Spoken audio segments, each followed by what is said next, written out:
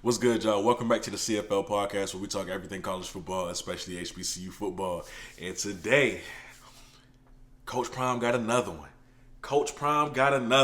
Y'all, he keep doing it. All right. Today, we're going to be talking about Tre Johnson, who is a unit as an offensive tackle. That's right. He has another offensive lineman to go to that revamped offensive line that he already has. Now, this cat, 6'7", 300 pounds. But that was only in high school. How old are you? I'm 15, Mr. Bennett. Motherfucker, you look 30. That's right. Leaving high school, this boy was 6'7", 300 pounds. Like I said, he's an offensive tackle from Orlando, Florida. He's a 24-year-old senior now. He's going into his senior year. 3-star guy. Nationally, 1,092. That was coming out of high school. All right, I'm going in order. So at his position coming out of high school, he was ranked 95th. In the state of Florida, he was ranked 149th. Now, he ends up going to Miami out of high school. That was 2016. As a true freshman, he saw no playing time in any games his freshman year. So what did he do? He decides to redshirt, gives him an extra year of eligibility. And that's important, by the way. In 2017, as a redshirt freshman, okay, he didn't see any playing time again. He saw no playing time, and actually he was contributing with the practice squad for the Miami Hurricanes. So I'm guessing frustrated by the lack of playing time, he decides, okay, I'm going to leave. So he does that. He ends up at Iowa Western Community College. By the time he got to Iowa Western, on that website, it looked like he grew another inch. So he ended up, now he's 6'8", 320. By the time he got to Iowa Western, already a unit out of high school, but this guy is a massive unit now, okay? So if you in the run game and you're going to get some, you had better watch out. Now, he played in 7 games at Iowa Western Community College. However, his stats are not available on that website. His stats are not available on any site regarding his community college stats. So as for that, I really don't know. Anybody who knows him personally, maybe y'all can put that down in the comments below, but his stats are not anywhere for community college. However, he played in 7 games while at Iowa Western. Now, when his time at Iowa Western Community College was up, he had quite a few offers, Division II and Division I. But I'm just going to name a few because, like I said, there was quite a few. Now, he had Southern Miss, he had Chattanooga, he had FAMU, Indiana, Middle Tennessee State, Mississippi Valley, Rhode Island, San Diego State, Tennessee State, UTEP, and West Georgia. It was more, but these are some of the ones that I just decided to write down. Now, as far as his rankings as to leaving JUCO, I guess his time there done him well because he moved up in the rankings a little bit. All right, now he's ranked 30th at his position for offensive tackles. In the state of Florida, he's ranked 13th now.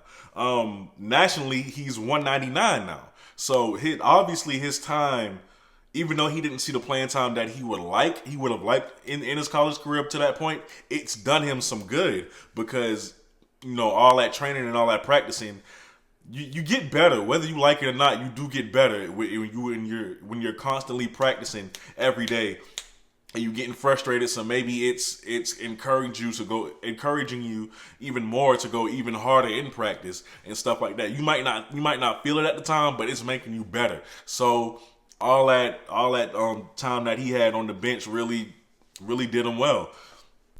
Now, by the time 2019 rolled around, he was at Southern Miss.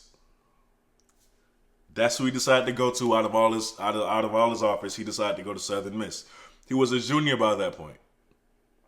He saw action in 4 games versus Alabama, versus North Texas, versus UTEP, and versus Troy.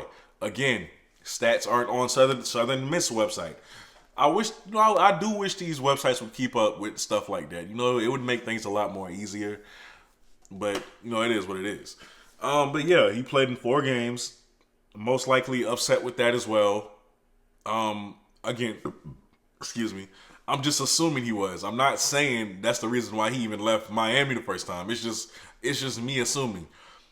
Being that he only played in 4 games in 2019 with Southern Miss, he decides to leave again.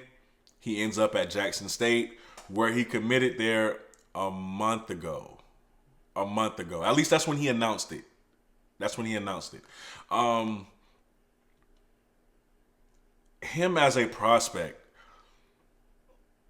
he has a lot of experience just because he's been around. He's been around the block as a college athlete. He's a journeyman.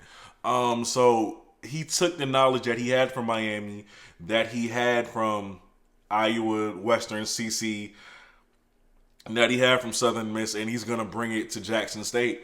So overall, I'm excited for him. Because, even though you can't find the stats, you can see the tape. He posts plenty of tape.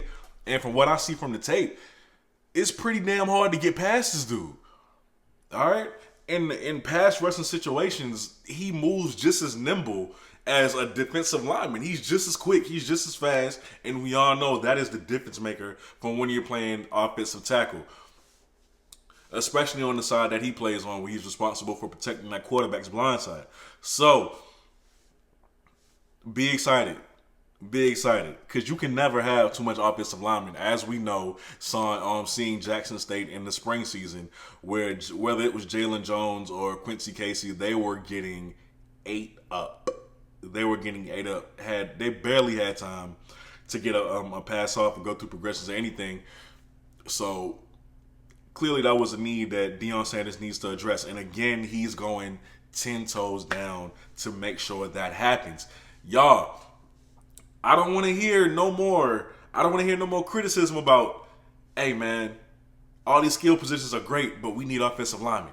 We need defensive linemen. We need a kicker. He's addressed it.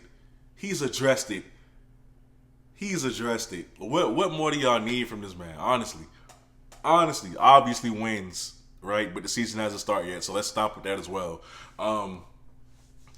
But yeah, as far as the needs goes, man, he's addressed it. The only thing now is it's time to put it together. It's time to let these guys mesh, and it's time to, get the ball rolling on chemistry.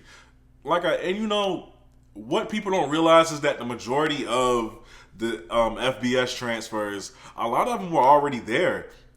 A few of them were there during the spring season, but of course they weren't allowed to play in the fall. So chemistry isn't really that big of a problem as people make it seem for the Jackson State team. Now, of course, you have new guys who, still need that chemistry as well. They need to develop it with their teammates, but chemistry isn't really that big of an issue as we think it is. These guys have more chemistry than we think they do. And it's evident when you see them on social media interacting with each other or during workouts that they'll post in their Instagram story. We're betting that the lack of chemistry is what's going to keep JSU from achieving what we think they can achieve just by looking at them on paper. But I just wouldn't be so confident in that just for that reason, as I just said. I don't think this is the last big announcement they had for as far as the recruits that they got. However, to me, he's a big one, literally and figuratively. I want to thank, I know he wants to remain nameless, so I'm not going to say his name, but I want to thank the person who sent me this information about him, the insider. You know who you are, of course. You remain to stay anonymous. I'm going to make you stay anonymous. But I really appreciate it, bro. Thank you so much. I'm very excited to see what this kid can do. Clearly, he's going to be one of the ones on the field, being that he's a 24-year-old senior. I don't think his time on the bench is going to continue anymore. I think he steps up on that playing field now, and he shows what he can do. Ooh, y'all better watch out. Now, because they have him, I can't wait to see the matchup with him versus Jordan Lewis at Southern. Hopefully, they get paired up on each other's for a few times. I would just love to see how that goes. Obviously, Jordan Lewis is in a different level as far as talent. He's a bona fide NFL draft prospect. I'm not saying they're on the same level. However, I just want to see what he does against a massive unit such as Tre Johnson. I just can't wait to see it. All right. Is he going to get past them? We don't know. I bet he's going to win a few battles, though, just because Jordan Lewis has a wicked first step.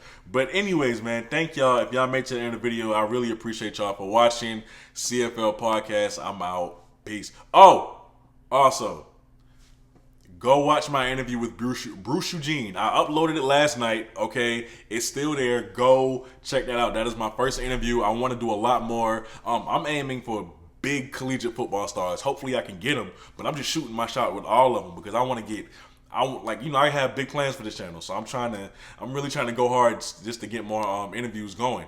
So, but however, that was my first one, and it was with Bruce Eugene, the Grambling State legend. All right, so please do me a favor, go check that video out if you haven't already. I appreciate y'all if y'all made it to the end of the video. CFL Podcast, I'm out. Peace.